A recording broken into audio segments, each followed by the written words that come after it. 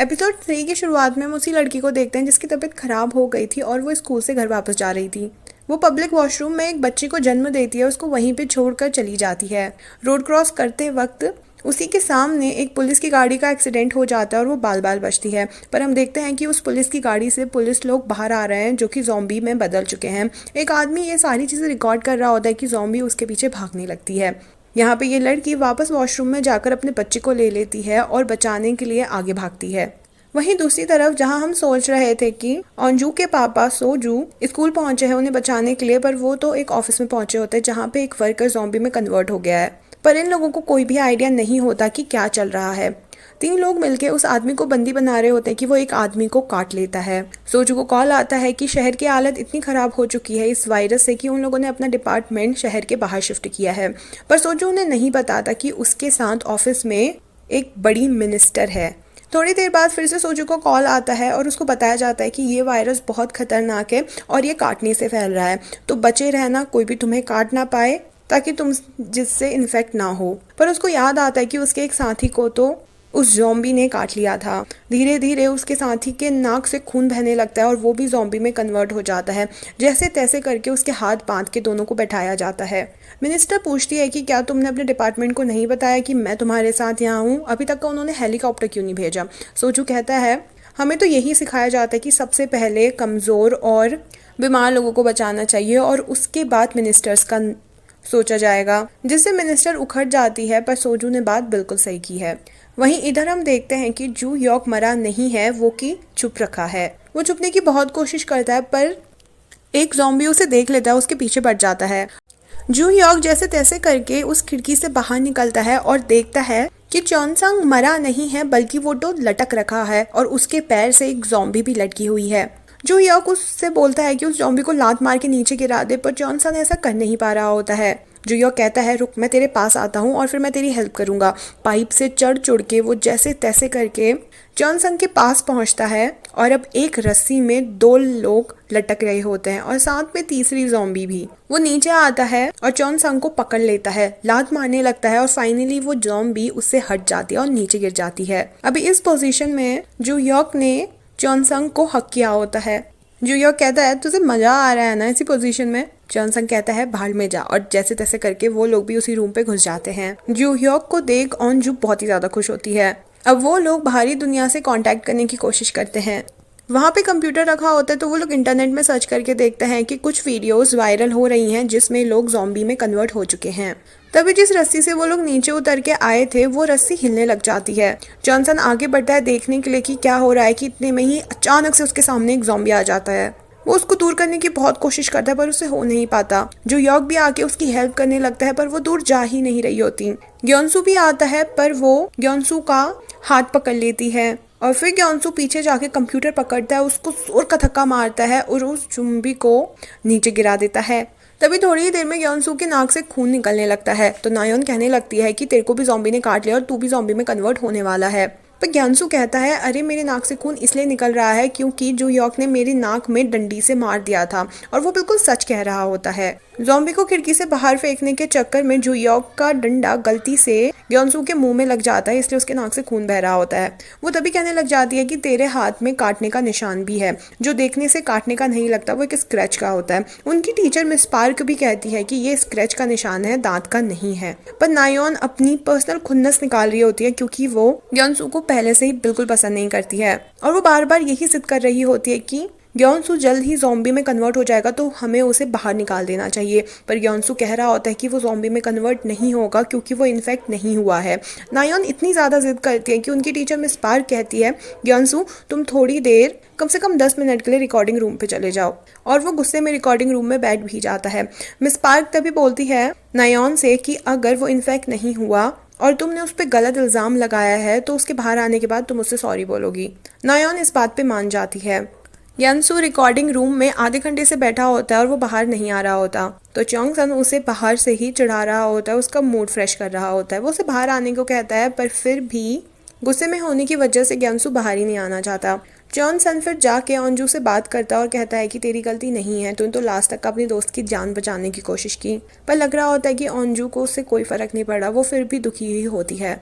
वहीं इधर पे चोंगसन की माँ बहुत ही खुश होती है क्योंकि उनका नया फ्राइड चिकन का बिजनेस खुलने वाला होता है जिसका नाम चॉनसंग के नाम पे ही होता है और यहाँ तक कि चॉनसंग की फोटो भी उसमें होती है। वो जब अंदर जाती है तो न्यूज में देखती है कि एक वायरस बहुत बुरी तरह से उनके शहर में फैल रहा है और जो भी ये न्यूज सुन रहा है वो लोग शहर छोड़कर चले जाएं। पर उसकी माँ को तभी अपने बेटे का ख्याल आता है और वो चॉनसंग को बचाने के लिए निकल पड़ती है। पर जब वो आगे रास्ते में पहुंचती है देखती है कि पुलिस ने नाकाबंदी कर रखी है और सारी की सारी पुलिस फोर्स लगी हुई है इन सब लोगों को मेन शहर से दूर करने में और पुलिस वाले चॉनसंग की माँ को भी नहीं जाने देते। चॉनसंग की माँ तभी दूसरा रास्ता चुनती है और वहाँ पे उसकी टक्कर होने ही वाली होती है हीसू से, वही लड़की जिसका बेबी रेस्ट रूम में हुआ है। वो हीसू से पहुंचने लग जाती है कि क्या तुम चॉनसंग के साथ पढ़ती हो, पर हीसू उसकी बात ही नहीं सुनती और आगे चली जाती है कि तभी चॉनसंग की माँ देखती है सामने से ज़ॉम्बीज आ रहे हैं और वो उनसे बचते बचाते आगे भागने लगती है। वहीं यहाँ पे हीसू के हाथ में कट लग चुका होता है, वो जैसे तैसे करके अपने बच्चे को सेफ रखना चाहती है। वो उसी फ्राइड चिकन के रेस्टोरेंट में घुस जाती है जो कि चॉनसंग का है। वो वहाँ पे अपने बच्चे को रखती है और धीरे धीरे वो भी ज़ॉम्बी में कन्वर्ट होने लग जाती है। तभी वो दरवाजे से अपने हाथ बांध लेती है ताकि वो अपने बच्चे को नुकसान ना पहुंचा सके और थोड़ी ही देर में वो भी ज़ॉम्बी में कन्वर्ट हो जाती है जिसे कुछ याद नहीं है कि जो बच्चा रो रहा है वो उसके खुद का है। पुलिस स्टेशन में भी मिस्टर ली बोल देता है कि ये सारी चीज़ें उस वायरस की वजह से हो रही है जो मैंने बनाया है। पुलिस वाला उस पर यकीन नहीं कर रहा होता है पर मिस्टर ली वही कह रहा होता है कि अब सारे लोग मर जाएंगे। तभी पुलिस वाले को दूसरा पुलिस वाला बुलाने आता है कि हेड ने बुला रखा है क्योंकि शहर में बहुत ज्यादा हड़कंप मच चुकी है। पुलिस वाला वहां से चले जाता है। मिस्टर ली खुद ही से कहता है कि होप रखना बेकार है क्योंकि लास्ट में सारे के सारे लोग मर ही जाएंगे। वहीं हम दूसरी तरफ उस बुली को भी देखते हैं जो कि किचन में छुपा हुआ है। उसके पास ज़ॉम्बी आ रहा होता है पर उसके साथ जो लड़का बैठा होता है वो उसको ज़ॉम्बी के आगे फेंक देता है और खुद बच के भागने लगता है। दूसरे ज़ॉम्बी उसके पीछे पड़ जाते हैं कि तभी एक किचन की बूढ़ी औरत छुपी होती है और वो उसको अपने पास बुलाती है।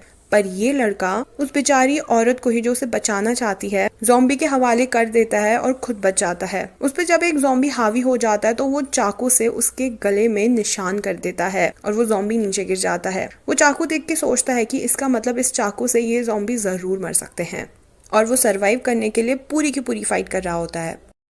वहीं इधर मिस पार्क जाती है नायोन के पास और कहती है कि अब आधा घंटा हो चुका है और वादे के मुताबिक तुझे उसको जाके माफ़ी मांगनी है। वो माफ़ी बिल्कुल नहीं मांगना चाहती पर जिस तरह से उसे बाकी स्टूडेंट्स देख रहे होते हैं उसे माफ़ी मांगने जाना ही पड़ता है। अंदर जाके वो उसका हाथ पकड़ती है और रुमाल से उसका घाव साफ करने लगती है। सारे स्टूडेंट्स उन दोनों को बाहर से देख रहे होते हैं और सोचते हैं कि अब ये दोनों किस करने वाले हैं। पर यहाँ पे तो नायोन उसे उल्टी सीधी बातें कह रही होती है कि तुझ जैसे लूज़र ने सोचा भी कैसे कि मैं आके तुझसे माफ़ी मांगूंगी। तू एक लूज़र है और तू बहुत ही बेकार आदमी है। इतना कहते ही वो बाहर आ जाती है। सारे लोग उसे चेयर कर रहे होते हैं कि उसने सॉरी बोला है पर ग्यानसू बाहर आके बहुत ही भड़कता है और बता देता है कि नायोन उससे क्या क्या अनशन बोल रही थी अंदर। मिस पार्क उसे डांटती है तो नायोन फिर भी अपने बात में अकड़ी होती है कि ग्यानसू इन्फेक्ट हो चुका है, मैं बता रही हूँ। वो कहती है देखो कि तभी ग्यानसू के नाक से खून बहने लगता है और वो धीरे धीरे सच में ज़ॉम्बी में टर्न हो रहा होता है। ये देख चॉनसंग को तो यकीन ही नहीं होता। उसके आंखों के सामने उसका बेस्ट फ्रेंड ज़ॉम्बी में बदल रहा है। नायोन यहाँ पे चिल्ला चिल्ला के कह रही होती है इसे बाहर फेंक दो वरना ये ना हमें मार देगा। ग्यानसू कहने लगता है कि तुम लोग मेरे दोस्त हो, मैं तुम्हें क्यों काटूंगा, मैं खुद से इस रूम से बाहर निकल जाऊंगा।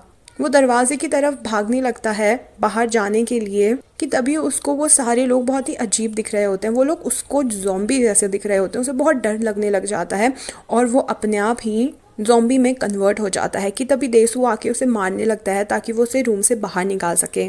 पर तभी चॉनसंग खिड़की में बैठ के सीटी बजाने लगता है और जैसे ही ग्यानसू की तरफ भागता है चॉनसंग पीछे हो जाता है और वो खिड़की से बाहर गिर जाता है और बाकी दूसरे ज़ॉम्बीज के साथ मिल जाता है। नायोन यहाँ पे अपनी बात प्रूव कर लेती है कि वो इन्फेक्टेड था कि तभी नामरा सामने आती है और कहती है ग्यानसू इन्फेक्टेड नहीं था, तूने उसे इन्फेक्ट करवाया।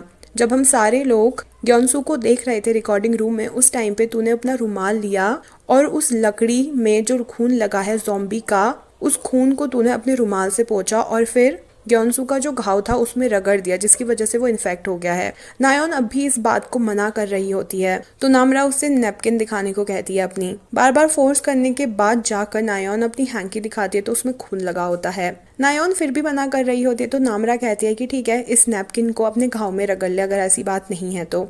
वो घाव में रगड़ने ही वाली होती है कि मिस पार्क उसको रोक लेती है और कहती है कि तूने ऐसा नहीं किया है ना, तूने ग्योनसू को इन्फेक्ट नहीं किया है। वो कुछ भी नहीं बोल पाती, जिससे साफ प्रूव होता है कि नामरा जो भी कह रही है सच कह रही है। ये सुन के चॉनसंग को इतना गुस्सा आता है कि वो उसे धक्का मार देता है और उसे कहने लगता है कि तू एक मर्डरर है, तूने ग्योनसू का मर्डर किया है। नायोन आंखों में आंसू भर के कहने लगती है कि वो मुझसे अच्छा कैसे है, वो मुझसे बेटर कैसे है, उसके जाने के बाद भी तुम उसे इतना याद क्यों कर रहे हो। मेरे आज तक का कभी भी कोई भी दोस्त नहीं थे, तो इस चीज से क्या ही फर्क पड़ता है। और वो खुद दरवाजा खोल के बाहर चली जाती है। एक स्टूडेंट उसे रोक रहा होता है, पर मिस पार्क उसे रोकती है और कहती है तुम सारे लोग जिंदा रहना, अपनी जान बचाने की कोशिश करना, और अपनी जान बचाने के लिए अगर तुम किसी और को मार रहे हो तो तुम्हारी जिंदगी मीनिंगलेस हो जाएगी। और वो खुद बाहर चली जाती है नायोन को बचाने के लिए। नायोन यहाँ पे जो कि ज़ॉम्बीज के और भी करीब होती जा रही होती है, इतने में ही मिस पार्क वहाँ पर आती है और उसका हाथ खींच कर वहाँ से ले जाने लगती है। वहीं इधर सारे स्टूडेंट जो कि कंफ्यूजन में है कि अब उनके साथ क्या होगा, और ग्योनसू की मौत के बाद चॉनसंग बहुत ही गुस्से में होता है कि इतने में ही उन्हें एक रोशनी दिखाई देती है और हेलीकॉप्टर की आवाज़ सुनाई देती है। और यहीं पे इस पार्ट का एंड हो जाता है। क्या हेलीकॉप्टर सच में आ चुका है इन स्टूडेंट्स को बचाने के लिए?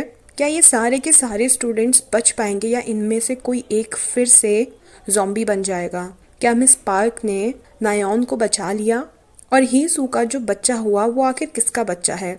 अगर आपको भी इन सारे क्वेश्चंस के जवाब चाहिए तो जल्दी से जाके नेक्स्ट पार्ट देख लीजिए, उसका लिंक डिस्क्रिप्शन बॉक्स में आपको मिल जाएगा। और वीडियोस अच्छी लग रही है तो प्लीज़ सब्सक्राइब भी कर लेना। Thank you so much for watching, bye bye.